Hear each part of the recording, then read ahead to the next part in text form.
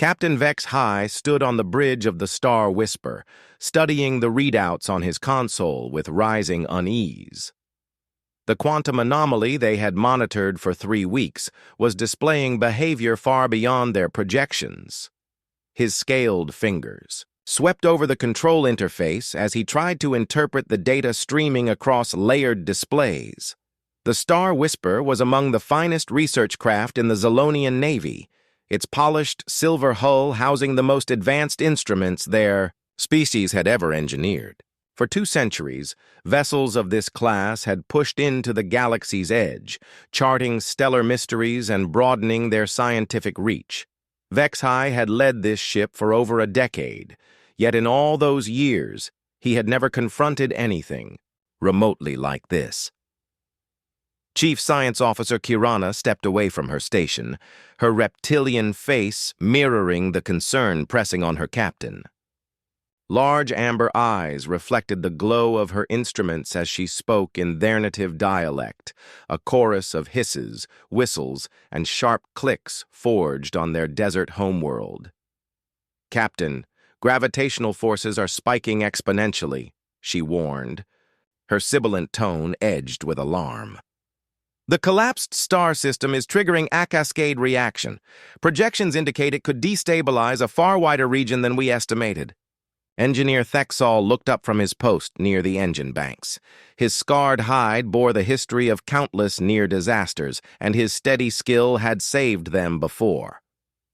"Sir, we should withdraw to safe distance. The gravity wells are deteriorating." "Rapidly!" Vex High was already preparing to give the order when the ship jolted hard, throwing crew off balance. Scarlet warning strobes ignited around the bridge, alarms wailing in shrill bursts. Artificial gravity faltered, forcing officers to seize consoles to remain upright. "Report!" Vex High barked, steadying himself. Thexol's claws raced over controls, his grimace deepening. "We've been struck by a gravitational wave. Engines are failing to stabilize. The anomaly's field is dragging us inward." The vessel shuddered violently again. Sparks cascaded from a science console as circuits failed, under pressure. At communications, young Zephram worked feverishly, panic in his untested voice. "I'm losing Zolonian command link. Interference from the gravity field is cutting all long-range transmissions." Vex High's decision came instantly. "Thexol, divert everything to main engines. Break us free now." The engineers practiced. Hands shifted power flows, forcing maximum energy into the drives. The Star Whisper thundered with more thrust than ever before. For one fleeting instant, escape seemed possible. Then, catastrophe struck. The primary engine detonated in a violent burst of flame and debris. Automatic fail-safes deployed instantly, flooding the chamber with suppression foam, but the blow had already crippled them. Momentum died, and the ship drifted helplessly toward the anomaly. "Engine room confirms total drive loss," Thexol reported, calm despite the danger.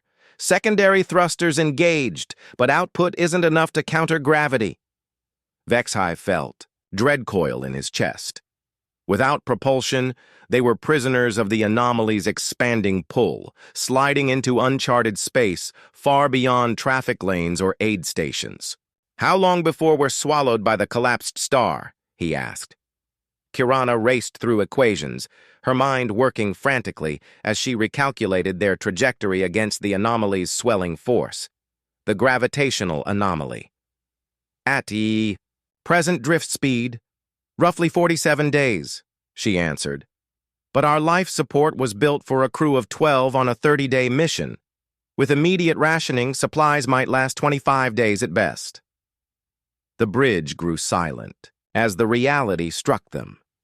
They were not merely stranded. They were stranded in perhaps the most perilous sector their kind had ever entered. The collapsed star produced erratic gravitational surges that rendered rescue missions nearly impossible, even if anyone knew their location. "Engine repairs?" Vex High asked, though dread lingered in his voice. Thexol shook his head.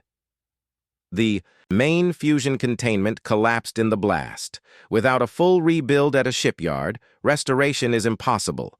Secondary drives can maintain life support and slight maneuvering, but nowhere near the thrust needed to break free.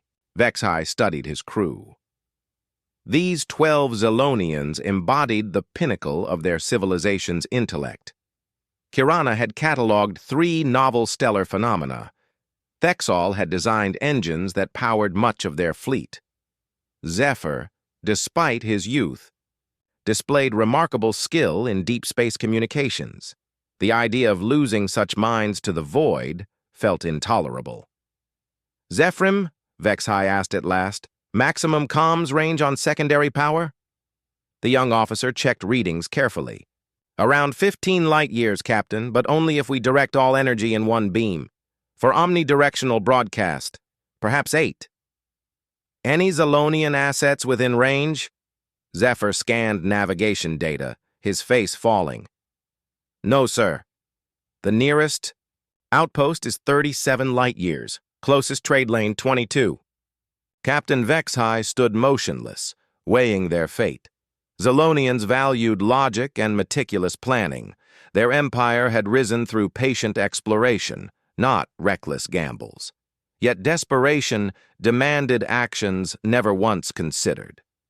"Prepare a distress beacon," he ordered at last. "All known frequencies include position, identity, and urgent request for aid." Several officers exchanged uneasy looks. Broadcasting vulnerability into unknown space was dangerous. Pirates, raiders, or hostile species might come before rescuers. "Captain," Kirana spoke cautiously, "are you certain? We know so little of whatever peoples roam this region." Vexhai regarded her with calm resolve, the same composure that had won him this command. "We have 25 days of air and water. If we stay silent, death is guaranteed. If we call, we may still die, but survival remains possible. The choice is plain." He turned to Zephyr, awaiting confirmation. "Transmit," Vexhai commanded, "and may the stars grant us someone willing to answer." Lieutenant Commander Jake Morrison was sipping his morning coffee when an alert echoed through USS Liberty. The piercing tone meant only one thing: an incoming transmission requiring command attention. Jake set his mug aside and strode for the bridge. The Liberty was not the fleet's largest, but it was formidable, designed for extended patrols on the galactic frontier. Its advanced sensors, powerful engines, and heavy weapons could counter nearly any threat. The crew of 43 had sailed together for 2 years, forging bonds only shared by those who had faced peril side by side in the endless dark. Jake stepped onto the bridge and instantly sensed the tension.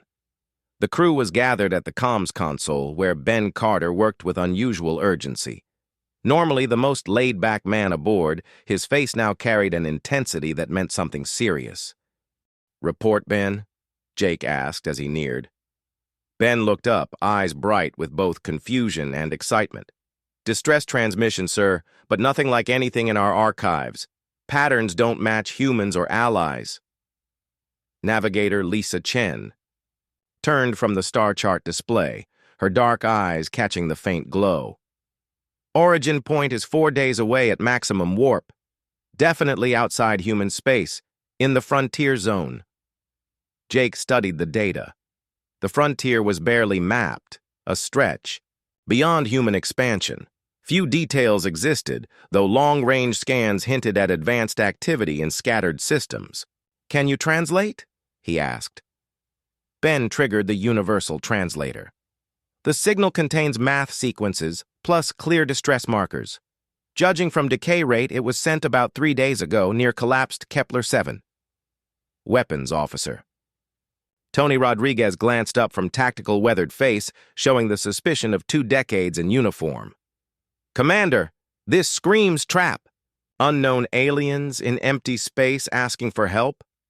Classic ambush bait."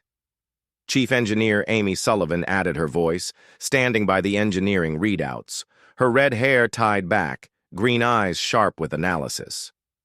"Or it's legitimate, which means possible first contact." Risky, yes, but also historic. Jake weighed it carefully. As patrol commander on the Edge, he had wide discretion. Yet his choice might carry galactic consequences. Protocols were explicit. Unknown contact belonged. To train diplomatic teams with heavy escorts, one patrol cruiser answering alone was far from ideal. Still, principles mattered. Jake had joined to serve those principles, helping those in danger, whoever they were. Navigator, tactical status in that sector? Lisa checked records. Long-range scans show nothing else within 50 light years. The collapsed star makes navigation hazardous, but manageable with caution. If this is a trap, it's a poor staging ground. Rodriguez shook his head. Or exactly the point. Drag. Us somewhere where maneuvering is hell, then strike, Amy countered. But the broadcast reads authentic. Fluctuations and degradation match failing systems. A fake would be cleaner. Ben chimed in. I've tracked it since receipt. The signal is fading, suggesting real power loss. If it's counterfeit, they're investing heavily in making it convincing. Jake moved before the main view screen, staring into the abyss. Somewhere out there, lives might be slipping away while he hesitated. The idea disturbed him more than risks to liberty. Opinions? He asked finally. Lisa was first. We respond. If beings need help, fear of the unknown can't stop us. Amy nodded. The Liberty was built for this. Long patrol, contact, rescues in hostile zones. This is our purpose. Ben added quickly. And from a communications angle, this might be our first real chance at establishing dialogue with a new species. That kind of potential is not repeat for decades. Tony still urged caution. I hear the arguments for answering, but we must weigh the danger. If our assumptions prove false, we could fly straight into a situation where we're hopelessly outnumbered, far from aid. Jake respected Tony's point, yet his decision was firm. We're answering the call, he declared, but we'll go in prepared. Full alert status, weapons armed, and we keep an exit vector ready. Warp jump the moment things turn hostile. Lisa began laying in coordinates. Course plotted. Estimated time to target at maximum warp, 96 hours, sir. Amy busied herself with engineering prep. I'll have drives tuned for sustained warp in half an hour. Ben kept decoding. I'll continue refining translation. See if we can learn more before arrival. Tony checked tactical readiness. All defensive and offensive systems will be battle-ready before we arrive. As Liberty shifted course toward uncertainty, Jake felt the old blend of thrill and unease that always came with the frontier. They couldn't know what awaited at the beacon's origin, but he knew their choice was the right one. The USS Liberty flared into warp, vanishing into the gulf between stars, carrying its crew toward what might become the most significant encounter in humanity's story. Dropping out of warp on the perimeter of the collapsed system, the ship's sensors swept wide. Jake watched from the bridge as his crew sought the signal's source. Contact, Lisa called. Vessel detected, 200,000 kilometers, starboard, drifting without power. Jake studied the view as it appeared. The alien ship looked unlike anything he had seen. Its polished silver hull curved in almost biological forms, as though grown rather than constructed. Mysterious markings traced the surface, hinting at technology well ahead of human craft. Life signs? He asked. Ben scanned channels. Detecting faint energy from what must be life support.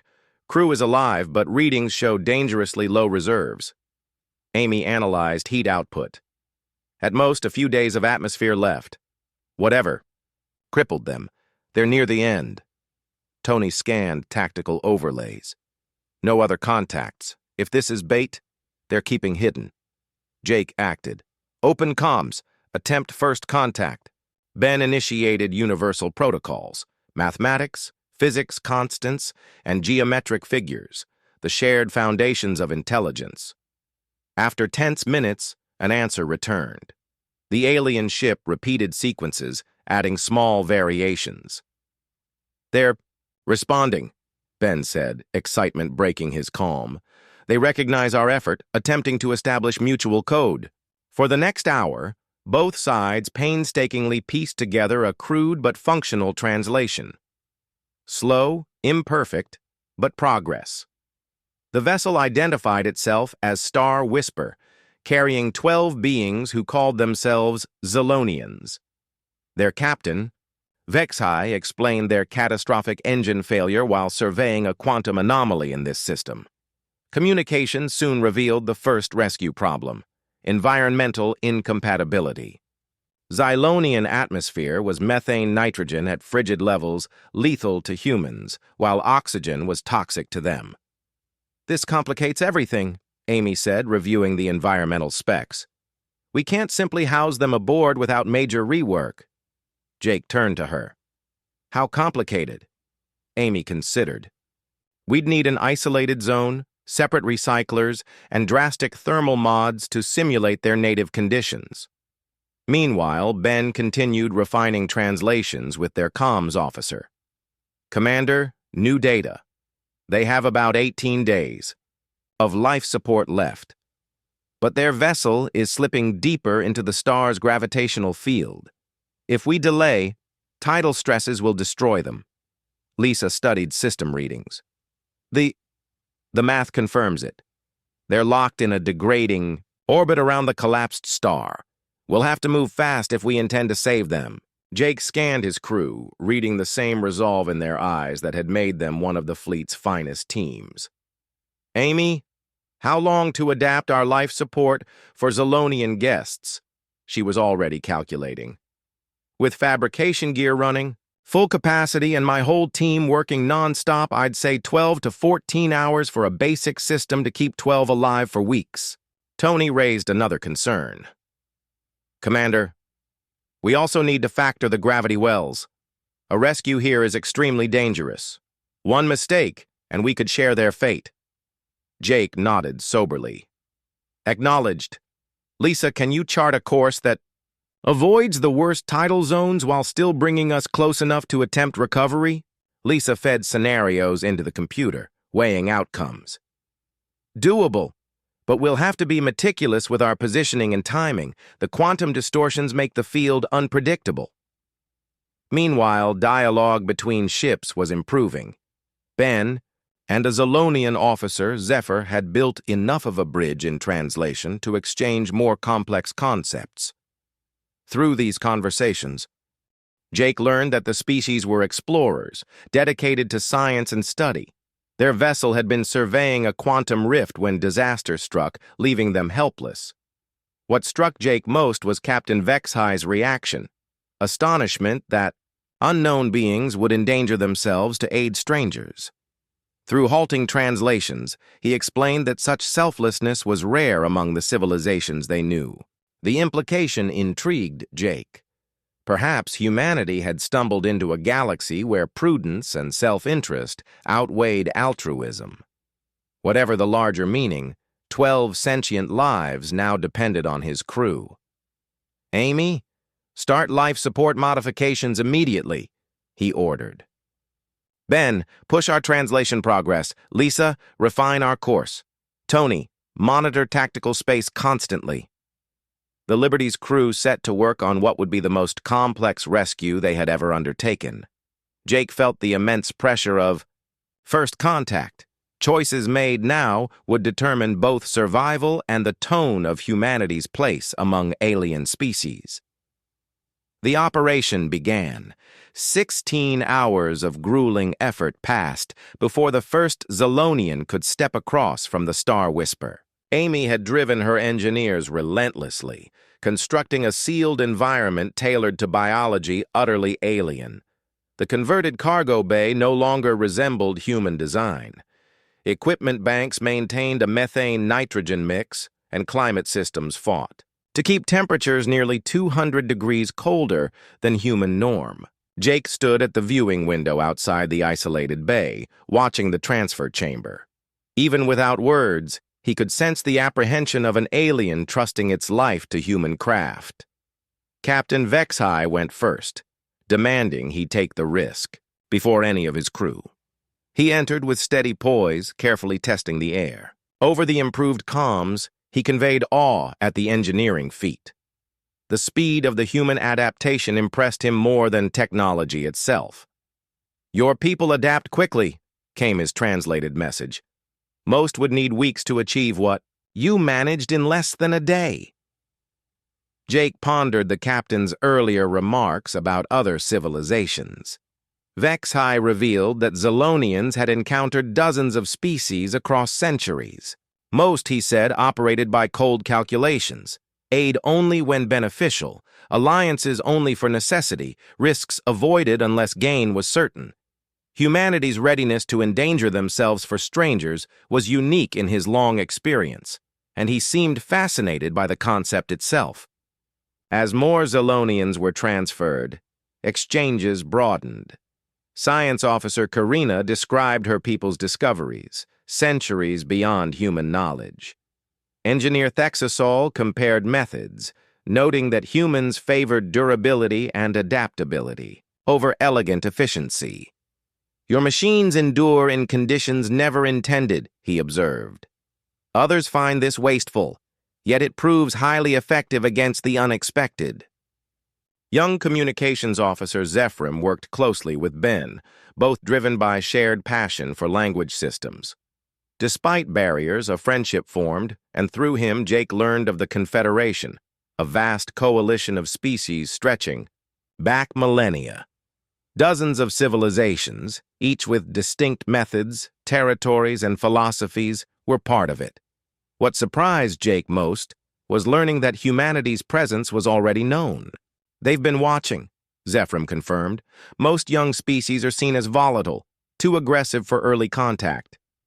Lisa found this strategically striking. "So they waited, observing to judge what kind of species we'd become." Zephram agreed. Emerging powers often expand recklessly, fighting over territory. The Confederation learned early contact in such eras. Tony remained the steady voice of caution. "I understand the arguments for responding," he said, "but we need to weigh the risks. If we're wrong about their intentions, we could end up outnumbered, isolated, and without backup." Jake respected Tony's concerns, but his decision was already made. "We're going to answer the distress call," he declared firmly, "but we'll be smart about it. Full tactical alert, weapons online, and keep our warp jump primed in case things go south." Lisa immediately began plotting a course to the coordinates. "ETA at maximum warp is 96 hours, she reported.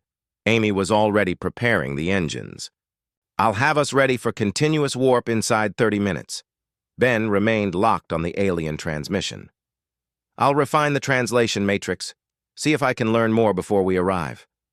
Tony turned to his console, checking over every weapons and defense system. "Tactical grid will be fully operational before we drop out of warp." The USS Liberty altered course, engines flaring as the stars stretched to lines. As the ship vanished into interstellar dark, Jake felt the old mix of anticipation and unease that came with uncharted missions. They had no idea what awaited them at the signal's source, but he knew they were doing the right thing. 4 days later, the Liberty exited warp at the edge of the collapsed star system. Sensors swept outward, hunting for the crippled vessel. Jake stood at the bridge display, his crew scanning for a trace of the distress call. "Contact," Lisa announced. 200,000 kilometers to starboard, drifting, no power signature. The image filled the screen, an alien craft, unlike anything human eyes had seen. Its hull gleamed silver, curving like grown bone rather than forged metal. Strange symbols traced across the surface, its design radiating sophistication beyond Earth's engineering. "Any life?" Jake asked. Ben scanned multiple bands. "Faint life support, barely holding. There are beings aboard, but their systems are failing. At this rate, they've only days left." Amy studied thermal data. "Their environment's collapsing fast. Life support maybe stretches a few days, no more." Tony kept a wary eye on tactical. "No other ships nearby. If this is a trap, they're not springing it yet." Jake gave the order. Open a channel. Start contact attempts. Ben initiated universal protocols, mathematics, physics constants, geometric forms. After long minutes of tense silence, the alien vessel returned the sequence, altered slightly. Proof of understanding. They're responding, Ben said, excitement breaking through. Clear intelligence. They're trying to build a bridge. For the next hour, both crews pieced together a crude but workable translation system. Haltingly at first, but steadily, concepts began to pass. The alien vessel identified itself as the Star Whisper, crewed by 12 of a species calling themselves Xylonians. Their captain, Vex High, explained their plight.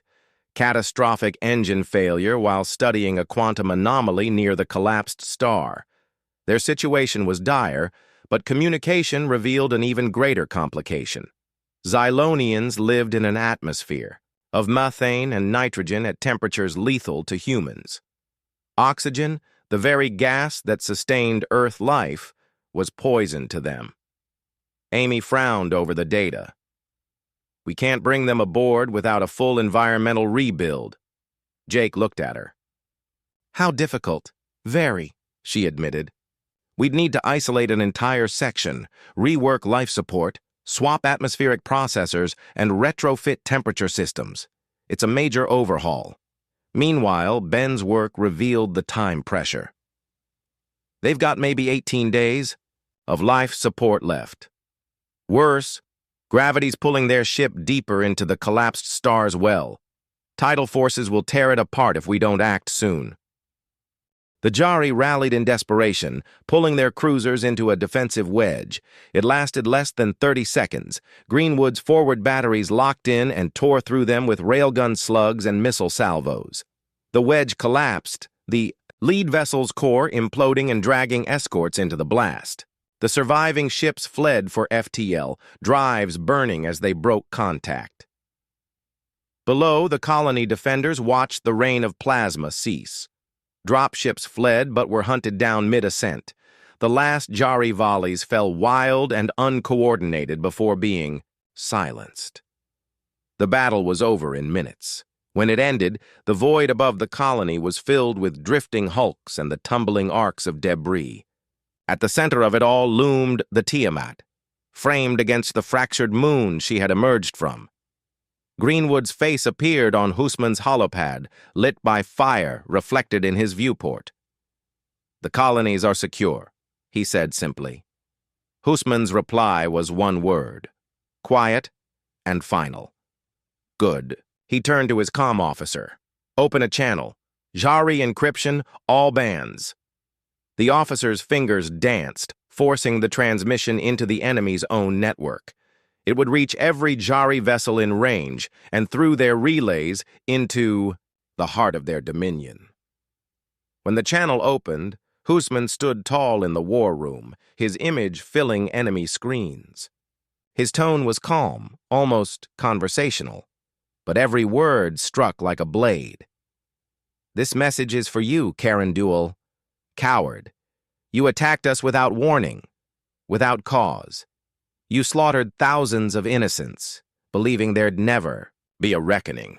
His gaze turned sharp, voice lowering to a blade's edge. You will break. We are coming for Archon. Even with the triumphs at the colonies, the war's outcome remained unsettled. As the Tiamat's cannons cooled from their massacre, another frontier bled under endless attack. In Vega 9 sector, human relays and outposts were left burning in silence. Morvek raiders spread like iron locusts, blocky boarding craft locking to docks while white-hot plasma carved drifting wrecks. Jari cruisers prowled the void, bronze prows and abyssal flanks slicing through orbital shields. United Earth's command feeds filled crimson, station by station falling dark. Then the void between moon and wreckage split apart. Distortion rippled, widening into a blinding tear, and through it came fire. Rail slugs and missiles slashed ahead first, carving into enemy lines before their source appeared. The Leviathan class, Beholder surged out an instant later. 3 kilometers of armored steel wrapped in silver bracing, her flanks still steaming from guns fired mid-jump. She didn't pause to align.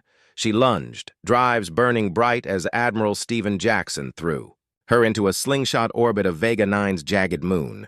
Escorts clung to her shadow, slipping in and out of concealment like predators circling the same kill.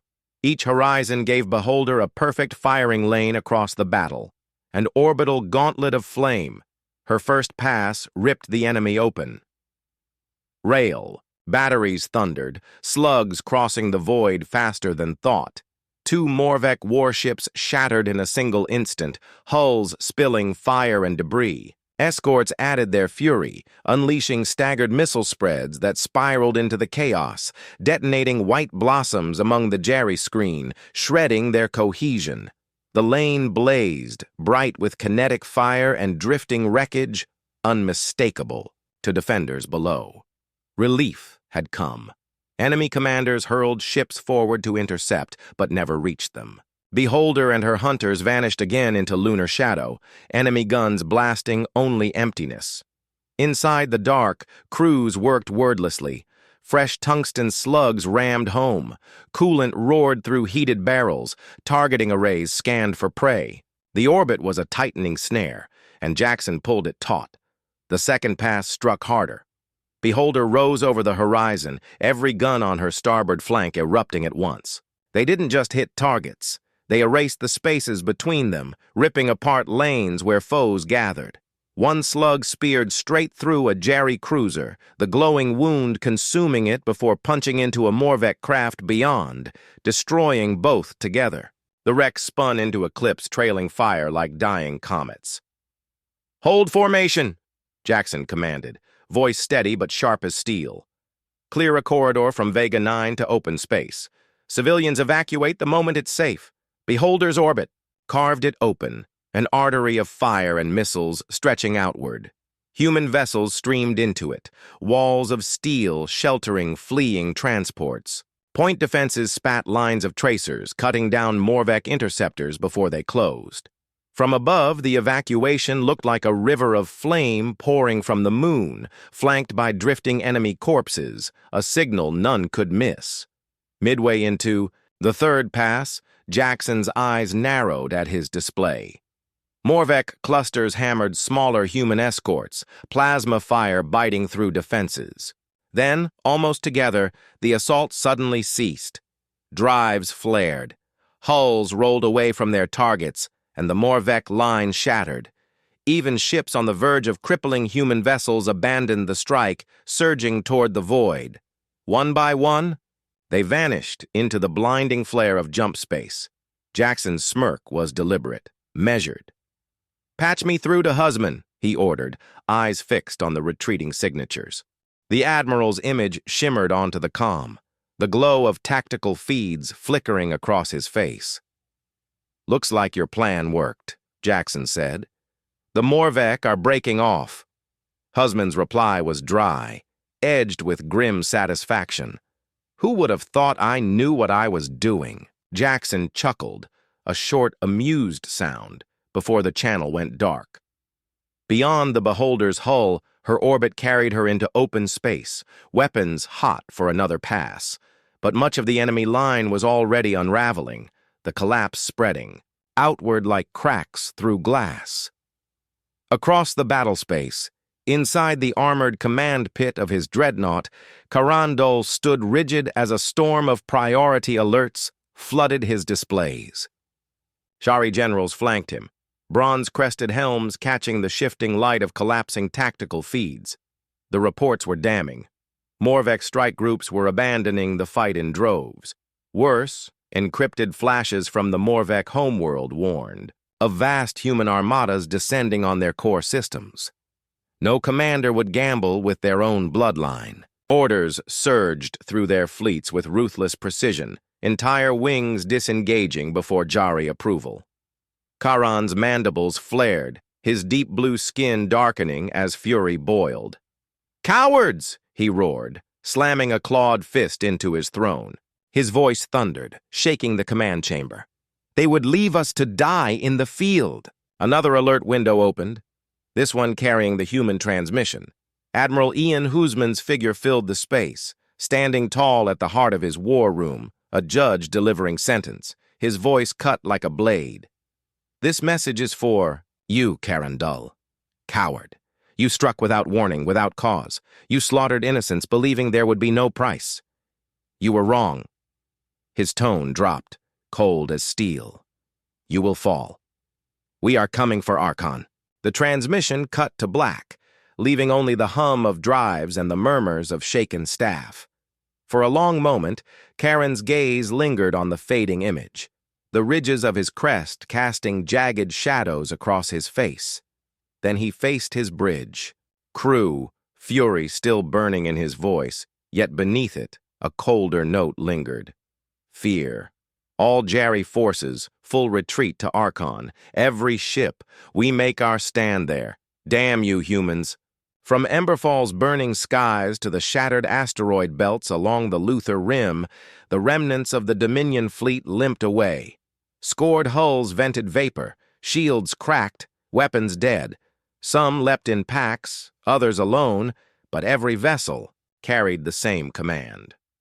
Fall back to the core. Regroup. Prepare for the last stand.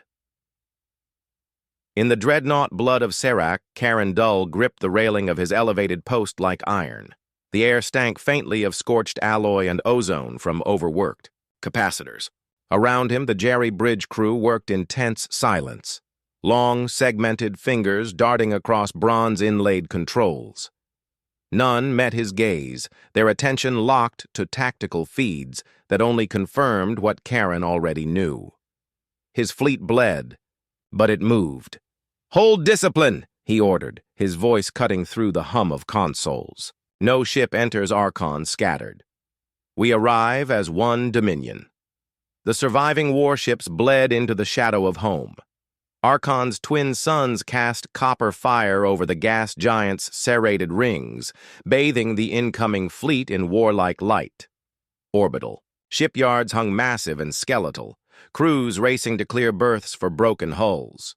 Defense platforms tracked slowly in orbit, heavy plasma lances turning outward. As blood of Serac pierced the system threshold, Karen's mind was already on preparations. Rally the scattered groups, form a perimeter around Archon Prime, ready every array. His orders fired rapid, answered in clipped metallic tones. But not. All carried true. Deep within Dominion comm lattices, hidden currents stirred. The Virus Flags team had seeded still worked, twisting sensor feeds and cloaking intruders.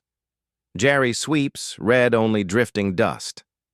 Status boards glowed pristine, unbroken but for their own fleet's return. A lie unseen. At Archon's far fringe, space rippled. A fracture tore open, white gold edges burning like a wound in the void. From it emerged a colossal battleship, its silhouette swallowing starlight. Kraken-class Leviathan, armored in silvered. Plating traced with bands of gunmetal, her lines catching the glint of primed rail batteries. She slid into place with the slow certainty of a predator closing. Admiral Ian Husman stood upon her command deck, boots steady against the faint tremor of settling drives. Jump. His eyes never wavered from the forward displays where Archon's rim flared with pulsing contact markers. Targets marked glowing like wounds in the dark. Then came more. Across the void, 12 breaches ignited in flawless synchrony, each disgorging another Leviathan-class battleship. The formation unfolded with lethal geometry, vast warships sliding into place as though drawn by an unseen hand. Their drives bathed the gas giant's serrated rings in pale, ghostly light. Between them, wings of smaller human craft darted with tight, disciplined arcs. Seen from above, the fleet was no longer ships. It was a closing fist. On the Kraken, the comms officer glanced toward Hoseman. "All Leviathans in formation, Admiral. Strike wings report green." Hoseman's gaze stayed locked on the tactical overlay. "Hold position. They won't see us until it's too late. Far ahead, the retreating Jerry fleet drifted toward Archon's inner defense cordon, oblivious to the snare waiting at their own doorstep. The Kraken's rail batteries pulsed once, a low vibration running through her decks like the intake of some vast lung. Around her, the other Leviathans mirrored the motion, their colossal weapons aligned on the same inevitable kill zone. Silence. Held. Coiled. Brittle, the instant before violence. It broke in less than a breath. The human armada erupted in a wave of drive flares. Kraken surged first, flanking Leviathans peeling into a layered spearhead while strike wings flooded the gaps, weapons spitting lances across the void. On the Dominion side, the battered Jerry fleet barely began reforming before their boards screamed hostile contact. The first human volley smashed their vanguard apart, slugs ripping through hulls, detonating reactors in blossoms of white fire. On the blood of Serac, Carindul's commands cut through panic. Form a perimeter, anchor on the Vash and hold the line. But the line never came. The embedded virus whispered false bearings into Jerry sensors, leading ships to chase ghosts, while the true threat closed unhindered. A Morvek mercenary captain, chitin scarred from decades of war, snarled across the grid. "Executive, your coordinates are wrong. We have no lock." His voice dissolved in static as a missile spread found him, tearing his vessel apart. "Activate. The perimeter traps," Karen barked to his tactical chief, a tall Jerry with burnished crest ridges. Every mine, every sentry platform now. Across the system, dormant arsenals awakened. Mines spun up, hidden arrays unfolded from asteroids, automated turrets swung into line. But the Leviathans moved in ways the Dominion matrices could never predict. At the battle space edge, too fresh, fractures split reality. No escorts, no screens, only the raw glare of drives carving through the dark. The first birthed the Beholder, her titanic frame shaking off jump light as her batteries leveled outward. A heartbeat later, the Tiamat tore through her own breach, drives blazing as she fell into position beside her sister. They had not arrived with the main fleet. Their vector cut in from high above the orbital plane, descending like executioners from the heavens. Descent that carried them directly over Archon's thickest mine belt. Without pause, both Leviathans plunged through, point defense arrays blazing, in layered curtains of tracer fire, shredding missiles before they closed. Beneath them, the Kraken was already tearing into the forward sentry line.